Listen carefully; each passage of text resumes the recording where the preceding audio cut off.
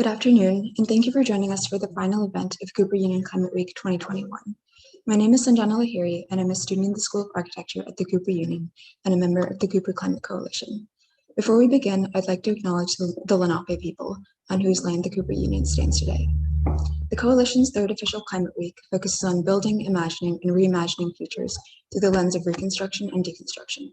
Our event today addresses these themes in the context of architecture education and practice. Billy Fleming is the Wilkes Family Director of the Ian L. McHarg Center in the Weizmann School of Design, a Senior Fellow with Data for Progress, and a Co-Director of the Climate and Community Project. His fellowship with Data for Progress has focused on the built environment's impact on climate change and resulted most prominently in the publication of low-carbon public housing policy briefs tied to the Green New Deal for Public Housing Act introduced in 2019. In his role at the McHarg Center, Billy is co-editor of the forthcoming book, An Adaptation Blueprint, co-editor and co-curator of the book and now international traveling exhibit Design with Nature Now, and author of the forthcoming Drowning America, The Nature and Politics of Adaptation.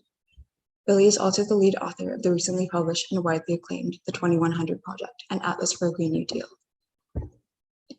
Doris Sung seeks ways to make building skins dynamic and responsive with the belief that buildings can be sensitive to the changing environment. Through grant-funded research, she has designed projects with smart thermobimetal to self-ventilate, self-shade, self-structure, self-assemble, and self-propel with zero energy and no controls. As the founder of Dosi Studio Architecture and the director of undergraduate programs at the USC School of Architecture, Doris publishes, lectures, and exhibits internationally while bringing her patented inventions to market.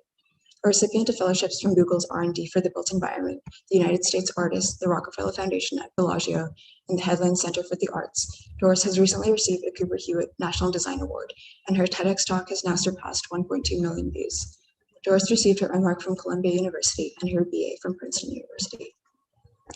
Austin Wade Smith, who will be moderating the event, is an architect, design technologist, and researcher based in Brooklyn, New York. After studying biology and receiving an MArch at MIT in 2016, he's currently an adjunct faculty member at the Irwin S. Channon School of Architecture at the Cooper Union and co-founder of the design studio Hello Everything. He has built projects internationally in the US, Europe, and Africa, and exhibited work at the Chicago Architecture Biennale, Louisiana Museum in Denmark, and Center for Architecture New York, among many others. At the intersection of human-computer interaction, fabrication, pedagogy, and games, he explores spatial design as enacted forms of community assimilation and socio-technical play. He's an organizer of the Art, Design, and Technology Cooperative Soft Surplus and enjoys flying kites and cultivating orchids. The event will start with short opening statements from our two speakers, followed by a discussion. Please feel free to leave questions and comments in the chat. With that, I'd like to hand over to our first speaker, Billy Fleming.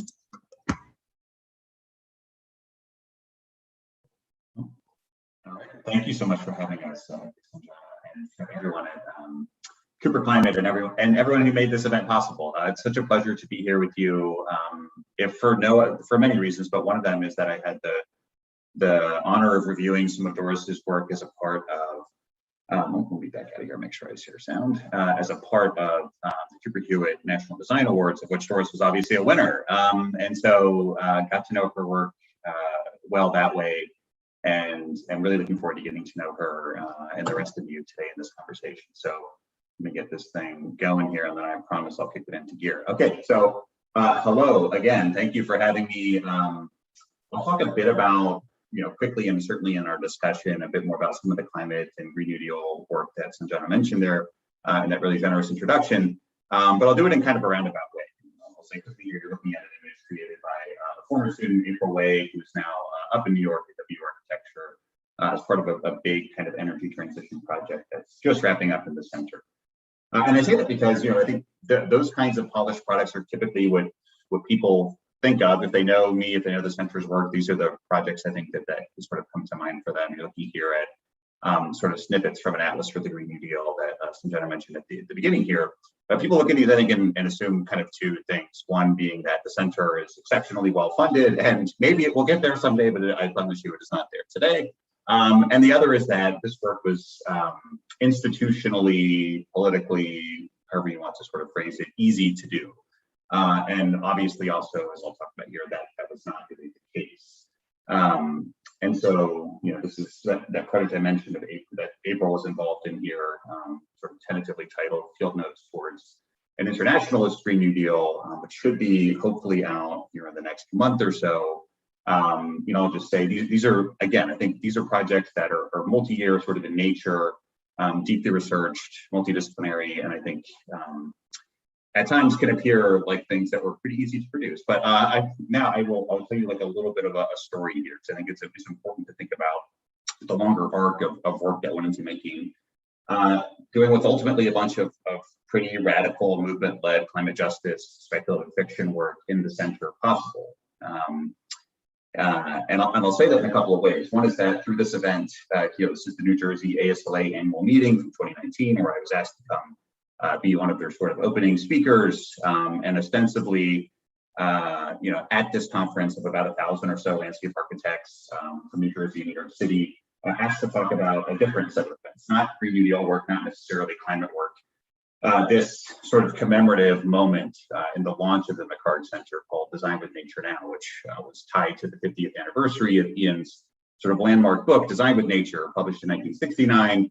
And so for us, producing a set of exhibitions, a book, a series of events, a bunch of other sort of scholarship tied to that 50th anniversary, and asking questions about his built environment legacy around the world, was really what I was there to talk about. But, because anyone who's ever given me a microphone before pretty foolishly will tell you I would never waste that kind of opportunity to have a captive audience for a discussion about things that are hard to talk about in those design spaces.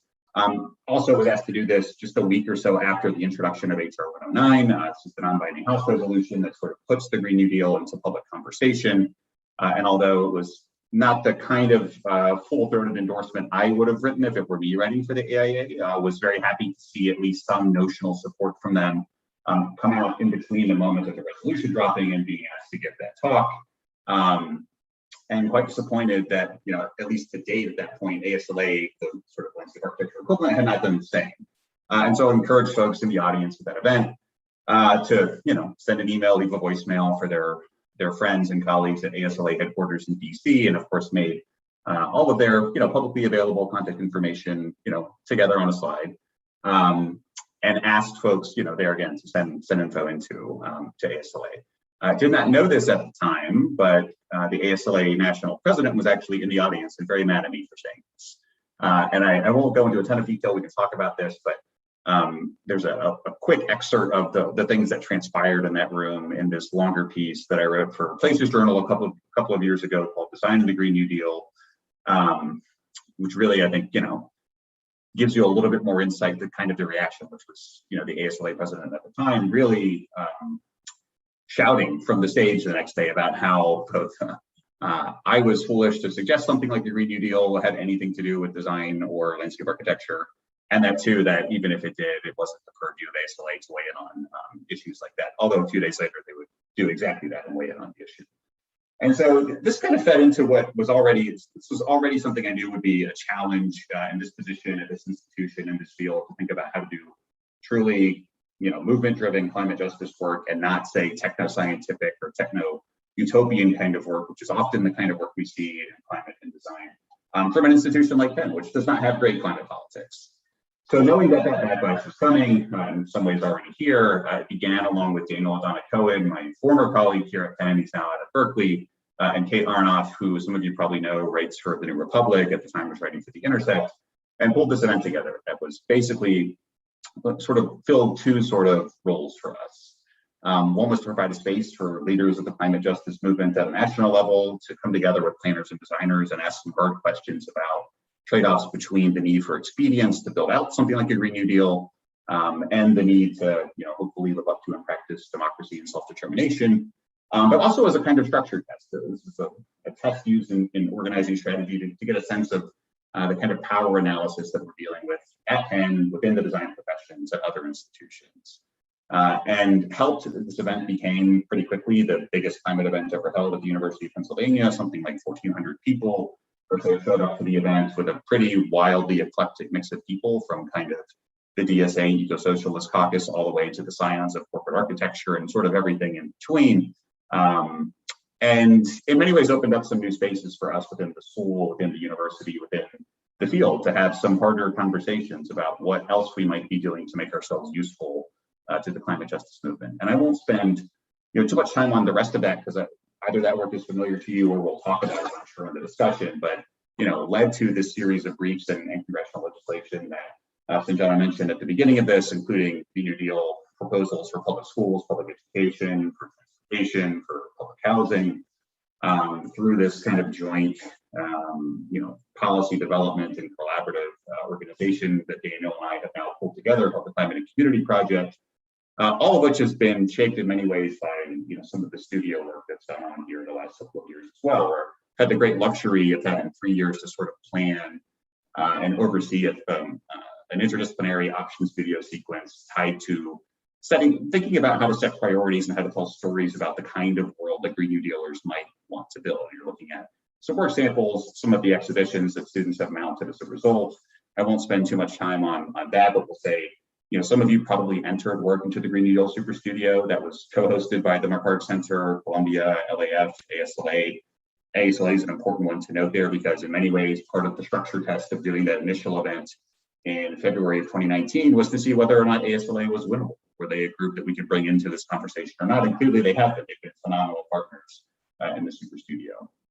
And that work has created about 1,000 or so different entries that are all painted geared towards this question, again, of asking how to make academic studios more useful to the climate justice movement, and to how to think about connecting our work more directly to the work that's going on there. And so lots more I could say about it. The sort of second version of this studio that I finished last year looked at industrial agriculture, the fossil fuel system, and the carceral system.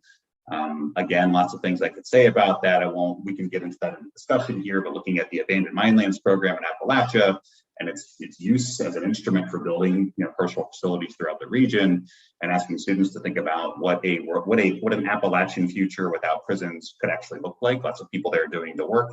We sort of asked ourselves how we could produce imagery that could advance their particular agendas. That included things like tool building here, which I won't spend a ton of time on, and a bunch of other kind of storytelling here, which in this case, you're looking at snippets of a zine developed by a group of students that were co-written with some organizers in the Mississippi Delta as a part of their work. And now all of that work really lives on this site now. I won't make you watch this whole video again, but it's dgnd.us, where kind of all of this stuff lives. What I will do is just kind of end with a really quick, 1 minute long introduction to a podcast. So I asked students to think about all the different media that might be available to them that can help people sort of see themselves, see their communities in the kind of world that Green New Dealers want to build. And one of those students developed a podcast series. And so I'll play you the really quick intro here and then happily just hand it off to Doris to keep us going.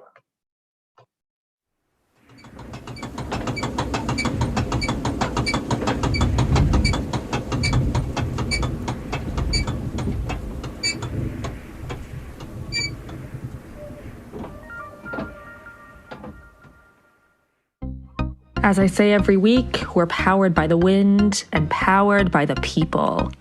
I'm your host, Carrie Moss, and welcome to Breath of Air. This is Iowa People's Radio, for the people, by the people, and of the people. In this week's episode, we're continuing our series Voicing the Green New Deal, honoring 50 years of MARA, the Midwest Agricultural Regional Agency that worked to make the heartland flower through green jobs, education, and collective care. This series examines how artists have given voice, power, and representation to half a century of transformation in the lives of Midwesterners. Each interview threads public history into private stories, and it's in these intimate spaces of home we can understand the ways our world changed for the better.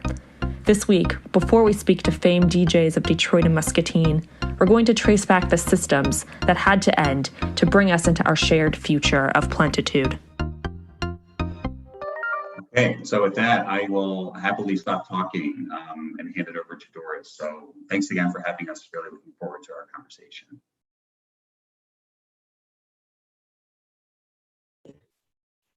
Okay, so I'm going to try to share my screen too. Give me a second here.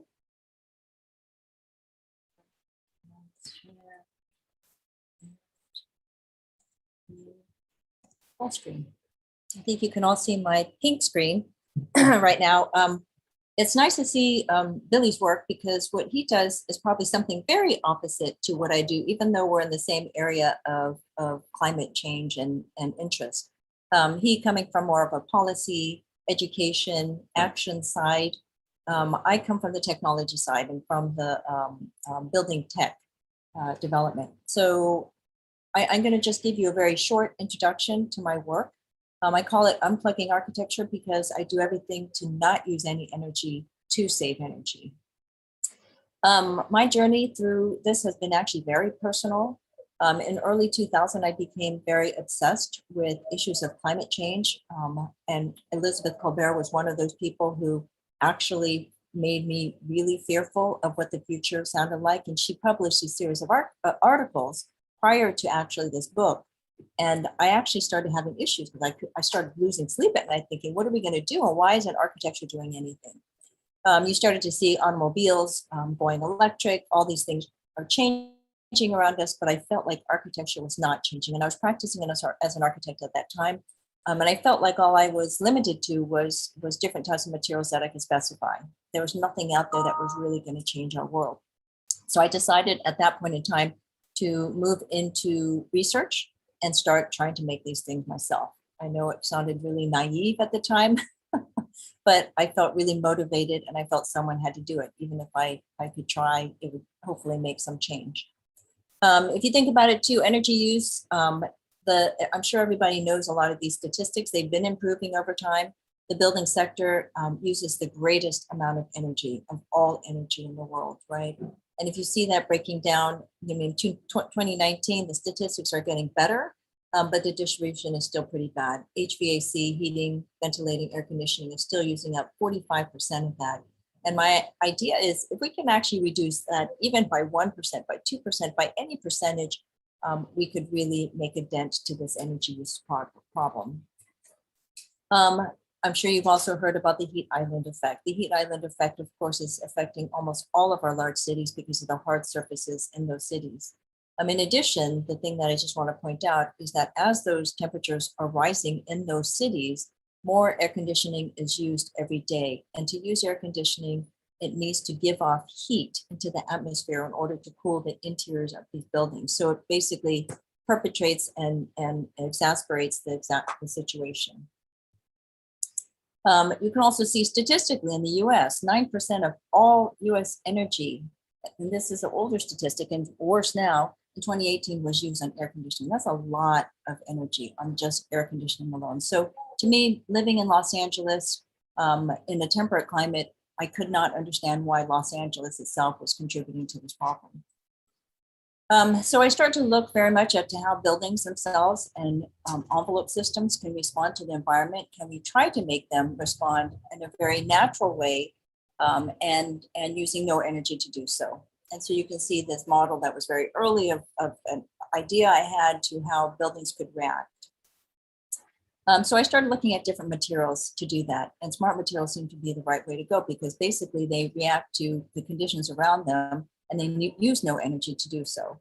The material that I started to use is this thermal bimetal, which is a metal that's laminated together. You can see it has two different types of alloys, and they have different coefficients of expansion. So when the temperature rises, the material curls. And so I use that relative to the environment, changes in the environment. And like Sanjana said, I use it to do things like self-ventilate. You can see in this project, the surface, when it heats up, can change and ventilate. This was done in early 2009, and we used different computation tools at that time so that it was a design to fabrication methodology as well. Worked with engineers to do that. And it was very, very heavy at that time because we used CATIA, and it was before Grasshopper was available. A few years later, we did this project, which is the first outdoor application for shading. We used and combined that with computation tools in Grasshopper, and that was very early because I think it was one of the first projects that we were able to do from the beginning to end, from design to fabrication with Grasshopper, and we helped Grasshopper develop their tool at that time.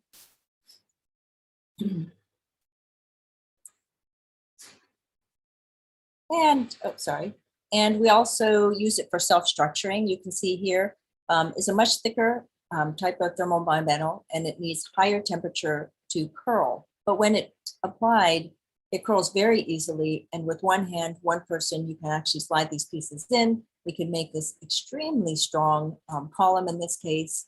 And we built the first and bottom tier to prove that work with Eric Engineering. We then applied it to a surface so that it was continuous in 3 different directions. You can see by this hexagonal structure. Made several different models. Again, I'm just showing you 3 on the left, but I can tell you there's probably about 25 other ones that we worked on so that we can make a project that required no fasteners in the end. It was a pre-stressed surface and now sits at Garden in Los Angeles. Another project is self-shading windows that we call Invert. This is a project that we are commercializing right now. You can see it's in the cavity of a double glazed window system, and these pieces react to the sun when the sun hits the surface. And what they do is they flip to block the sun from entering and reduce the amount of heat gain from outside. So you can see in these quick time-lapse images over the course of the day, how they change, how the shade comes through, and how they go back when the sun leaves.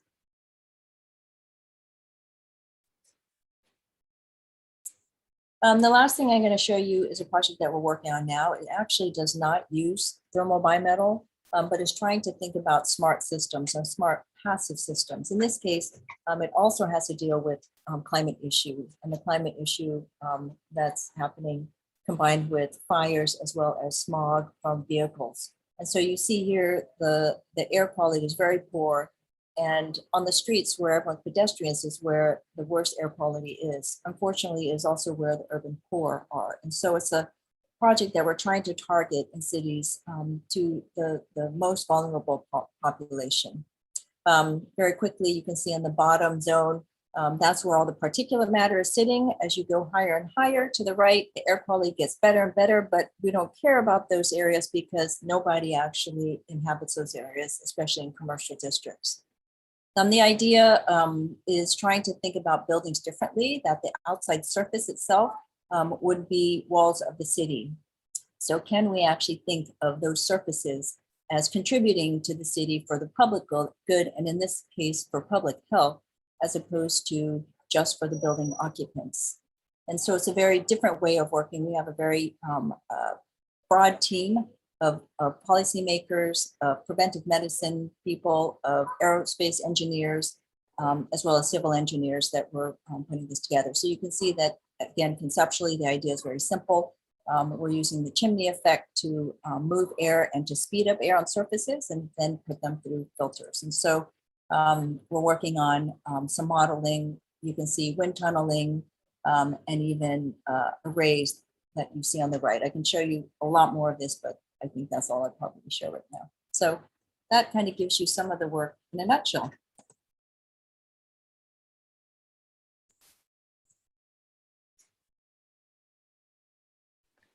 That was fantastic. I feel like between both presentations, we have like a pretty rich spread of some of the different threads and research and points of action within the architectural community responding to the climate crisis, the Green New Deal, urban pollution. So I'm really excited to see what comes up in the conversation.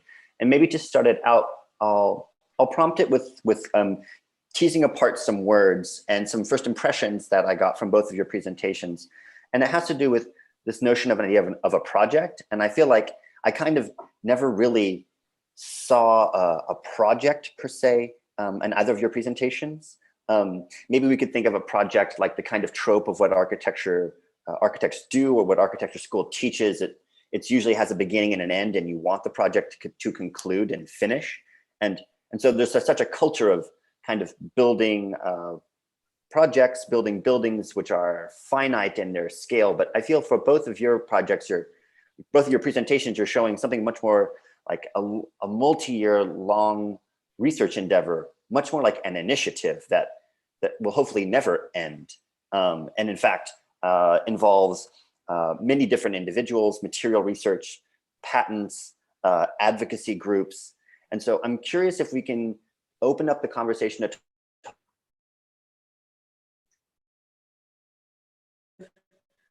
with the case of climate work in architecture and how the current state of pedagogy is responsive to this kind of question of a project as really the basis of what architects do. And if my Awesome. internet, yeah. Oh yeah, just could you say that one more time, because you cut out for me quite a bit in the question there. I apologize. I'm on Cooper Wi-Fi, and Cooper Wi-Fi is not so good, so bear with me. I'm curious if you can tease out your relationship in the difference between projects and initiatives within the space of climate work, climate research, and architecture, because there's such a culture of making projects that are designed to end. And what I experience in your projects are initiatives that are meant to grow and flourish as a prototype of sorts. So I'm curious if you can offer a few words to operate on this notion of projects, or what the landscape is for like initiatives in architecture pedagogy. I guess I could start. I think it'll probably be different for Billy, but in my case, a lot of, the research that I do, I think they start out a little more like initiatives, right? And so they become these prototypes and their ideas, and sometimes I don't even know what's going to happen with them or where they're going to go, and they just kind of float for a while. But I think for me, the hopes and the intent is for it to become, in your definition, a project, something that actually becomes very applicable and can be available, right, to the public, to architects, to engineers, or whatever, to be able to apply onto buildings or into structures or into cities. And so, it's not until, we get the patenting and then there's the whole funding and all that kind of stuff, does it flip into that area. But I think that's the ultimate intent for me. Maybe it's because I'm an architect and practicing that I want that. Yeah, I think that's right. I mean, so the way I would approach this, I think it is quite different from Doris's. And I think architects, designers think about projects in like the lowercase p form. And most other disciplines think about projects in kind of the capital P project form. Like, what is your ideological project? It's a question asked of every humanities or social scientific scholar, asked of most elected officials, like, what is the program or agenda you're going to take with you into whatever respective chamber you're heading to? And if we can even think about the Green New Deal's kind of central reference, the New Deal, as sort of FDR's ideological project. It built about 100,000 or so physical, like discrete architectural projects, things that are familiar to some things that are familiar probably to most folks on here, like the Tennessee Valley Authority, the Grand Coulee Dam, the Appalachian Regional Trail, but also 90,000 plus other projects that nobody would really know were part of the New Deal without looking at the placard or whatever around them. Things like sanitary sewer systems, public housing, public schools, state and local parks, on down the line. And so I think thinking about it in that way, like, what is your ideological project, which in my case is probably, say, a research agenda versus a research question, but for Doris might be the difference between a particular commission and this longer sort of agenda that she's taken on and executing quite masterfully around how to think differently about building technology and to deploy it rapidly into the built environment. Like, that question is a project versus a discrete building project in my mind. And I think, if we think about what the Green New Deal actually is, it's an ideological project brought to us by the climate justice movement, which itself is kind of an amalgamation of the movements for environmental justice, racial justice, housing justice, and many other sort of segments of the larger movement for social justice in this country. And it also, in my case, one of the reasons it became a sort of centerpiece of the capital P project for me in the center is that, its three pillars, which are around jobs, justice, and decarbonization.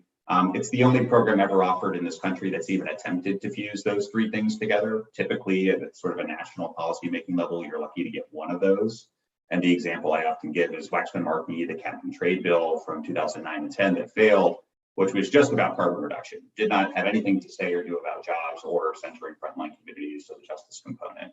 And also that program wasn't even tied to the IPCC's, basic science and standards for timelines for decarbonization. If cap and trade had been implemented exactly as designed, it would have still left us with a 4-degree warming world. And the Green New Deal, as sort of imagined in HR 109, is also the only climate program introduced in this country that is indexed to the IPCC's scientific recommendations. So that's a lot to say in response to that question, but that's kind of how I think about the difference between like a lowercase b and a capital P project.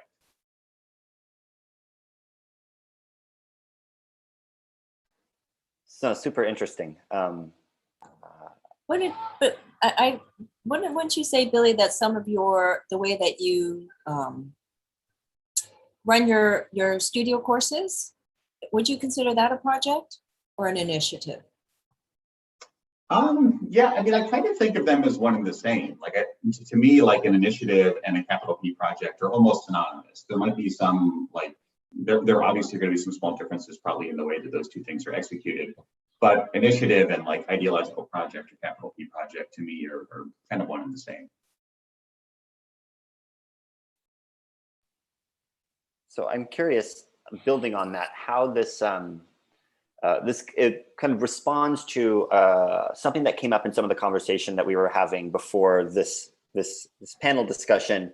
And Billy, you made a comment that I believe it was you that was mentioning, well, we have to respond to the fact that by and large, we can't expect to keep building for many parts of the United States, at least from that perspective, that this kind of idea that we'll continue to construct anew as a way of responding to challenges is a false. And in fact, what we have to do is really critically deconstruct or remediate, remake what is already there. And it seems that that comment kind of points at a part of the architectural toolkit that may need some finessing or reconsideration that has to do with this notion of construction. And so the title of this conversation is Reconstruction, Deconstruction. And one might say, well, what we really need to do is regenerate the built environment or remediate polluted lands. How does construction as a larger kind of project fit into this? I know that construction is the language architects commonly speak, but is that imposing a particular approach upon a system that doesn't necessarily speak the language of construction? Or, well, I'm interested to problematize this term construction because it's in the title and it came up in our previous conversations. Yeah, I mean, I would certainly be curious to hear Doris reflect on this, but I think for me, one of the ways I've thought about this is through, the language of things like path dependence and like technological lock-in. And by that, I mean, one of the big fights, one of the things that's not present in HR 109 that is ultimately one of the most important things to win in this larger push for climate justice is just literally leaving all the fossil fuels we have left in the ground. So stopping this process of extraction, refining, burning, etc. And much of that fossil fuel infrastructure that exists now, designed, engineered, built by firms we all know. And much of it is going to have to be unbuilt. So in addition to sort of thinking about ways to keep fossil fuels in the ground as a way to lock in a kind of low carbon future, there's going to have to be considerable work done, capping orphan wells, unbuilding and reusing pipelines, reusing the corridors the pipelines have been sort of given through easements. There are big sort of spatial dimensions to the halting of more extraction and the decommissioning and repurposing of extraction. And we could extend that even beyond. I mean, I talked about the partial system pretty briefly, kind of in that opening set of slides, but this is one of the big, again, one of the big challenges for the climate justice movement is trying to think through how to link up what's been called by others as kind of the Black climate agenda, but has been sort of morphed into this thing called the Red, Black, and Green New Deal campaign, how to merge that with these other kind of carbon-based or carbon-driven demands for sort of investment. So I think that's a big piece of it. And then the other I would just say is that I think it's really exciting that I think it was a year ago, I've lost all sense of time, so it could have been 10 years ago, but I think it was a year ago that Lagaton and Vassal won the Pritzker, who happened to have built the most important green social housing project in the world. It is the prototype for Green New Dealers when they think about what kind of world they want to build. That's the one that they refer to. And they're a group that were infamous, hopefully now famous and beloved, for turning down a bunch of splashy new commissions and focusing on the hard work of retrofit and maintenance and repair of the built environment and infrastructure that we already have, both I think for sort of carbon and other kind of ethical related reasons, and because that work is really hard. And they made it kind of thinking again back to this idea of capital P project, their project, think through an alternative form of practice that's focused on those kinds of operations in the built Yeah, it's interesting that you bring this up, Austin, and I know it's the title. And I stopped and I thought about it for a while, and and unfortunately, it's a dilemma that I've been grappling with quite a bit, actually more and more recently. Because on one hand, I try to stop and I think about things philosophically, and I've been consumed with giving me these ideas of these degrowth movement, even though it's kind of crazy, and I don't know if it'll ever work. But the concept of in order to improve quality of everything, we have to really consider not growing, right, or not moving that direction, and it's very different than the green growth. And what do we do about this when all we're trying to do is increase and grow our economy, which just seems just fundamentally wrong to me. All the way to the very material, right? Concrete being such a very horrible material for greenhouse gases and as well as steel. And so what do we do? Like, if we're not going to, if we're trying to find ways to reconstruct or deconstruct or reuse and do different things, for what are we going to do with this concrete, right? How and so again, I sit there and I don't have the answers to these things, but I feel like, again, in my field, the more I can try to promote younger people to think about these things and to step up and to even make these small efforts, that things could be hopeful for the future. I'm stressed out about it, and actually, and truly lose sleep over it sometimes. But I don't know what the answers are. Yeah, I think this is the, like, I don't know, the exciting and terrifying part about the moment we're in is that no one actually has these answers, right? I think for me, that's also like, that's the way I think about the role of the academy, of universities and institutions like Cooper, Penn, and on down the line, is to not to be completely unconcerned with like practice and market forces, because people need jobs when they leave. I get that.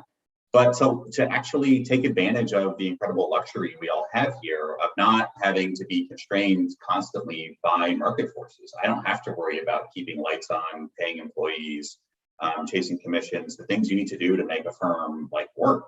And I think for me, that's meant, trying to use as much of the space and resources that are available here, which are a considerable amount, to think through what a different set of alignments, a different set of operations might look like for, the rising generation of designers who are looking for alternatives to that system, who are both like less likely to end up running a big successful firm than generations before them were, and are less interested. And so thinking through what these other pathways might be.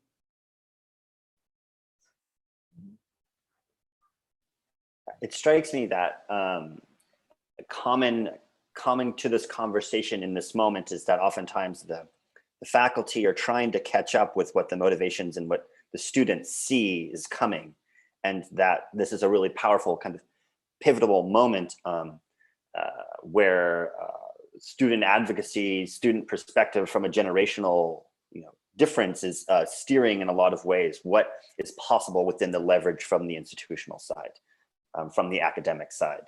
And at Cooper, this has been an enormous project, and I should probably call it an initiative. And so, to that end, I'm curious to ask a quick question before we take some from the audience. We have precedent for this notion of design build, which Doris, may your work might work more closely within. To use the phrase, the climate crisis is truly a wicked problem that's not going to sit healthily in one department. And so, it's clearly an interdisciplinary project. It clearly needs a kind of whole new vertical in a way amongst many institutions. And so I'm curious what you all are considering and thinking about in terms of the format of your teaching practices that help take these questions, outside of the academy and work with them in situ, work with them in the context of the problem on the ground. And both of your presentations alluded to this. So I'm curious, we have some language like design build, that's what I can think of off the top of my head, but what are other formats that are exciting? And maybe that's just a huge question, but let's point at it. I do, like Billy said too, I actually think this is a super exciting time in architecture. I think it is a time when not only architecture will change dramatically, but I think architectural education will change, and it has to change on two levels. One is for climate change issues, sustainability, that kind of area, as well as for equity and other parts of it. I think the kind of architectural practice also will change too. I think, it's interesting to me because I had a long conversation with students yesterday, and we were discussing whether architecture is or should be a service industry and should it continue that way. It got actually very interesting because, now that we're talking about advocacy and all these other things, maybe it's not a service industry as we thought it was before, and that the way that we should be consuming these things is in reverse, so that it almost is like a product delivery system, sort of like the work that I'm doing, I guess you're talking about too, Austin, that, we start making these things and we deliver them more as products because of the need in the economy and the public and the culture in the community, as opposed to in service to. Because if we sit here all day long waiting for in service to, things just aren't going to change, right? And so how do we deliver that? How do we educate the public? How do we go about changing the way architecture actually is delivered? It's really interesting because a lot of it's motivated by the students, like you're saying too, Austin. I think I'm being educated in the process, and it really forces us all to really think differently about what we do and how we deliver it. Yeah, I think that's all exactly right. I think the places that are, I think in a way, doing what Cooper is doing, which is actually listening to students who often are actually much further ahead than where at least the median faculty member is on any number of issues, climate or otherwise, but not just listening to them, putting real resources into them, right? I think this is the gap that we're going to see play out over the next 12 to 24 months across institutions, about who is willing to now put up some real resources to buttress, the last 2+ years of student organizing around certainly climate justice, but also, everything that's happened in the last 18 months, 24 months post murders of Breonna Taylor and George Floyd and so many others. So that's a thing I'll be curious to see. I think for me, like one of the ways it's been possible to do this work here has been, having the luxury of a multi-year commitment to run option studios that are place-based. So we're only in Appalachia, only in the Mississippi Delta, only in the Corn Belt. Those are all places where I've had longstanding ties with groups and have been able to build some new ones, mostly folks doing either kind of anti-fossil fuel or prison abolition organizing work in each of those places.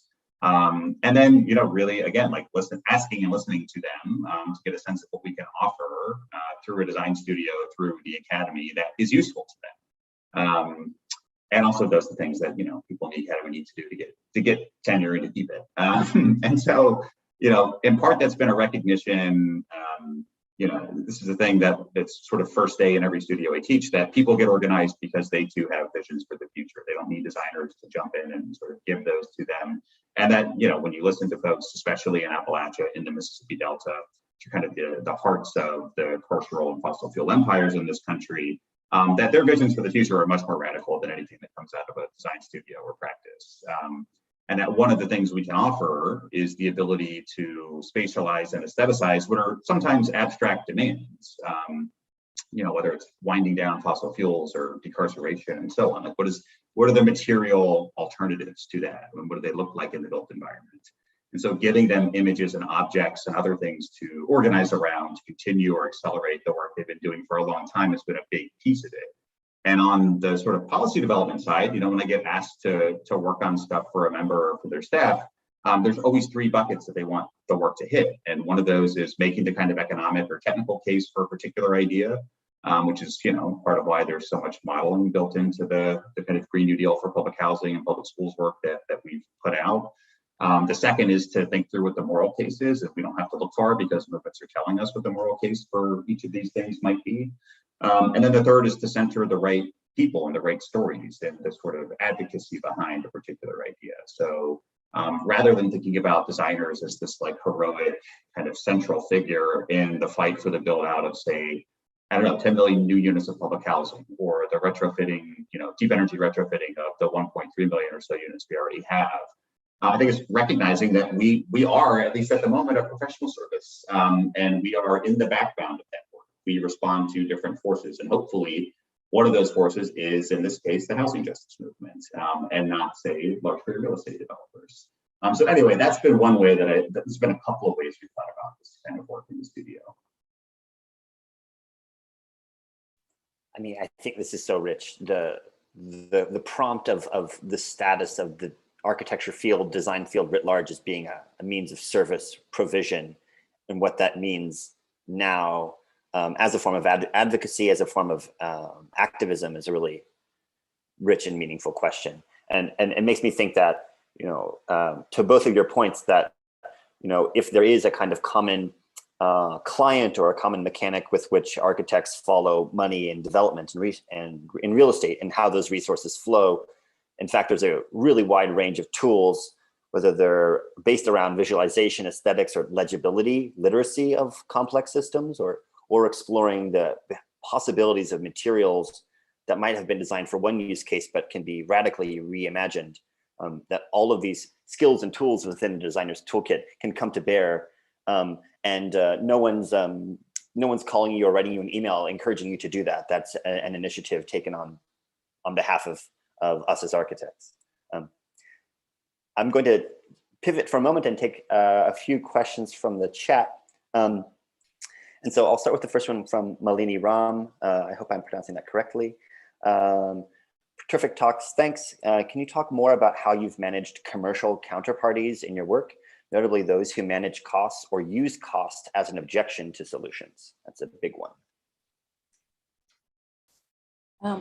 In my work, cost always comes up. And ultimately, I mean, how do I say it? In America, nobody wants to pay extra for things. So when it comes to development and architecture, and ultimately what we all know is value engineering, they all want to cut out any extra cost. And without the value, without really understanding the value of what you're getting out of it. It's really funny because a lot of the technology they do is very easily accepted in Europe and in Asia, but less so in the US. With that in mind, though, I do everything I can to think of those costs early. And I think it's because my background as an architect, I'm able to apply those things not only to products and materials, but also to method and manufacturing. And so the goal of all the projects that I do is to make it so affordable that not only we can have it anywhere in the US, that it can actually be applied and affordable to anyone in the world. So for example, on the smog project that we're working on, one of our team members is a specialist in 3D printing.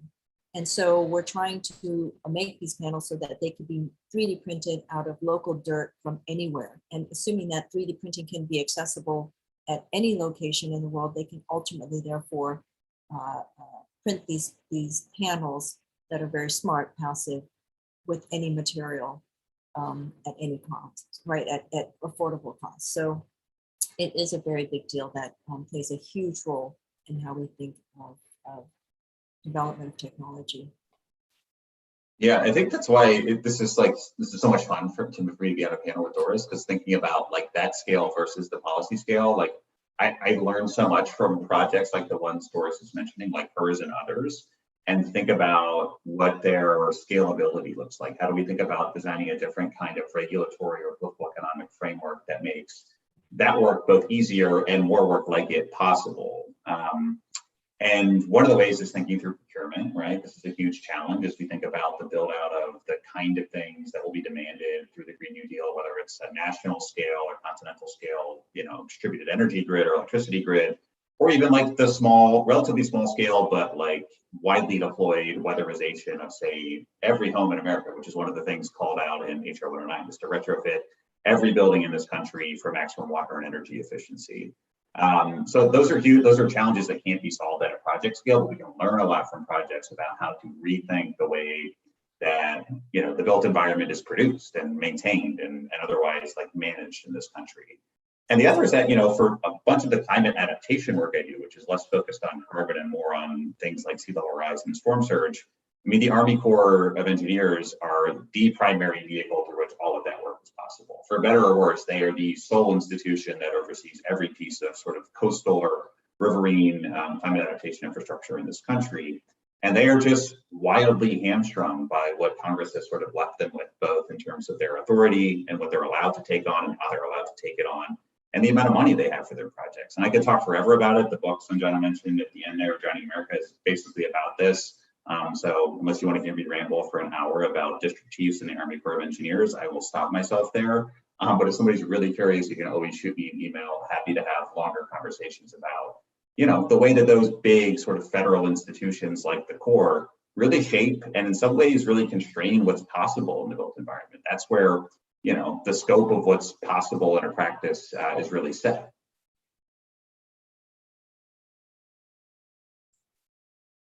Really interesting talking about the relationship of cost and finance when we're talking at federal bureau levels and also scopes within making economically viable, you know, local, highly place-based projects. I think we have time for one more, and I'll also take this from the audience. And it says, which of the 1 larger construction companies, 2 developers, and 3 architecture firms are setting good examples? It seems like circular is more of a specialized boutique concept rather than a really integral mission. And this is asked by Susan Kramer.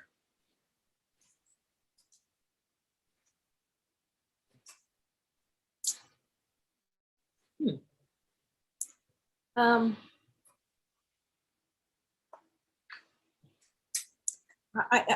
can't, I guess it's hard to name a singular source. I think there's different firms, different companies, different entities of our industry that I think are doing great things. You know, we have some incredible technologies that are coming out of things like Transolar and their systems for buildings and Arab engineering, all the engineering companies that are looking at that. I think people are becoming aware and trying to figure out ways to integrate it within their companies, but it gets back to the last question, which ultimately financial, right? And the financial structure of maybe internally to the company, given the past 2 years of being a pandemic where everybody is scared, doesn't know what the future is going to be, is working remotely, is downsizing, is doing all these different things. So I think if we didn't have the pandemic, we'd probably see a lot more happening by now, because I think the energy and the interest and the motivation is there, but has been hampered by this crazy last 2 years. It's just been nuts. Yeah, I think it's hard to point to specific examples, not because there aren't lots of people doing good work, but because there are lots of people doing interesting stuff. But I also think, again, most of contemporary practice, again, is just the guardrails are just too narrow, I think, for us to be able to point to a specific project or portfolio of projects that we could say, like, this is the either precursor to or the early realization of something like the Green New Deal. And I think, again, this is where the New Deal analogy is instructive, right? Because there's no bill that's passed that amounts to the New Deal. It's a 10-year period of policymaking that ultimately becomes the New Deal. And I think this is how the Green New Deal will work as well. We won't know it until we're a few years into it, at least, that is happening. But I'm going to not answer that question because I think actually, like, this is an interesting time to talk about what an alternative to firm-based, client-based private practice could look like. And one of those outlets is to go work in government as someone who brings architectural or landscape architectural or city planning skills with them. And I think it's interesting for a couple of reasons. One is that, the New Deal state, which is, one of the most important moments of state building, statecraft in this country, building out the bureaucracy that we kind of all now are living with, that really all began to happen during the New Deal. It also happened in a moment of sort of profound economic crisis for the design world. Most of the firms that were in operation at the time were no longer profitable, insolvent, and so going out of business, going through a period of consolidation. And it became the New Deal state, the alphabet agencies sort of developed by FDR and colleagues, became a primary employer of designers throughout the New Deal and even long after the New Deal. And all, not just the Public Works Administration, the PWA, the CCC, the TVA, Tennessee Valley Authority, and so on, but became the sort of vehicle for channeling tens of thousands of people from our field into service in the federal government. Not always doing the kind of splashy magazine cover design work that gets a lot of attention, but pulling all of the big levers and turning all of the big knobs that really do have an impact on the scale, scope, formation of the built environment that's never going to be possible in a private firm. And we have folks who are doing that now who don't get as much recognition as folks who run the big splashy firms. And I think this is both an excuse for us to send more young practitioners down that route and to recognize folks who've been doing it for a long time. I think about, Christian Gabriel at the General Services Administration for a long time, doing the really hard work of thinking through like how to decarbonize the footprint of federal facilities all around the world, from the Social Security Administration office in DC to embassies around the world. Like how do we actually bake that into the code of how buildings are developed and managed in this country? I think about a student I had a couple of years ago, Katie Lample, who was a dual degree student within the school, and rather than go the route of working for a private firm, which she had kind of done before coming into the program, she won a fellowship and is now working on the Senate Environmental and Public Works Committee for Jeff Merkley out in Oregon, and so gets to as a trained designer, gets to basically have one of the last sets of eyes on every piece of infrastructure or climate legislation that goes before the Senate. And those are rooms where we want more of our people, because if they're stacked with lawyers and economists and all the other people who basically get to run everything anyway, we're not going to find ourselves sort of living in the kind of world that I think we've been talking about in this conversation today. Yeah, I think by bringing up the idea of government too as part of, that's not listed as one of these three parts, I guess, is a key element too. But I think the idea of circular, it's kind of interesting. I actually don't think of it as a boutique concept. I actually think of it as such a large, massive system that no single entity can actually control the circularity, right? It's just reliant on every single part, all the way down to manufacturing, to, like you said, government, all these things to make these things happen, where, the materials are being developed, shipped, processed, what kind of processes of doing that, all the way to method of assemblies, and bringing them to the site, as well as the back end too. So it's such a long period of time. There's so many entities involved that the only way that we really can think of a circular economy, or the circularity actually happening, is each part actually taking some kind of responsibility or role in this all, right? If we can have those things on the back end and the front end and the in between, then these things all start working correctly. And unfortunately, nobody has control of the big picture. I think we'll land on that brilliant final comment. Thank you so much for the two of you taking the time to discuss. I felt like having the wealth of perspective and scale and practice and expertise is precisely the kind of dialogue necessary to produce really radical and provocative responses to this era that we're in. So thank you for sharing your time and thoughts for a time that's both utterly terrifying and an extremely exciting time to be in the field. And with that, I'll pass it off to Sanjana. Thank you.